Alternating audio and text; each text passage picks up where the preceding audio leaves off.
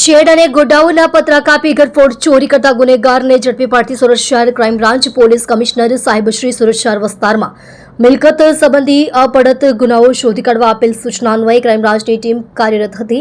ગઈ તારીખ 20/9/2025ના રોજ રાત્રિના સમયે નાની વેડ અંબાજી મંદિર સામે આવેલ વાડીમાં બનાવેલ પતરાના જુદા જુદા 5 ગોડાઉનના શેડના પતરા કાપી દરેક દુકાનમાંથી કુલ રોકડા રૂપિયા 1,73,000 તથા ડીવીઆર વગેરેની ચોરી થયેલ છે। સંદર્ભે સિંગણપુર પોલીસ સ્ટેશનમાં સંલગ્ન કલમ હેઠળ ગુનો રજીસ્ટર થયેલ છે। ગુનો અનડિટેક્ટ હતો। દરમિયાન ક્રાઇમ બ્રાન્ચની ટીમ દ્વારા ટેકનિકલ સર્વેલન્સ અને હ્યુમન ઇન્ટેલિજન્સના મદદથી વર્કઆઉટ હાથ ધરતા મળેલ ચોક્કસ બાતમી હકીકતના આધારે ઉધના જીવન જ્યોત ખાડી કિનારે નાતુભાઈ ટાવરની બાજુમાં ખાડીના કેનાલ રોડ પરથી આરોપી મુકેશ દસુભાઈ પારઘી ઉંમર વર્ષ 45 રહેવાસી ઘર નંબર 3019/3 ઉધના ગામ કોળીવાડ મહેશભાઈ જગદીશભાઈ ચૌહાણના મકાનમાં ભાડેથી ઉધના સુરત તથા અરવિંદભાઈ મંગાભાઈ ભેદી ઉંમર વર્ષ 22 રહેવાસી નથુભાઈ ટાવર પાછળ ખાડીના કેનાલ રોડથી લાલીનગર સોસાયટીના કાલિકા માતાના મંદિરની બાજુમાં ખુલ્લા મેદાનમાં ઝૂંપડામાં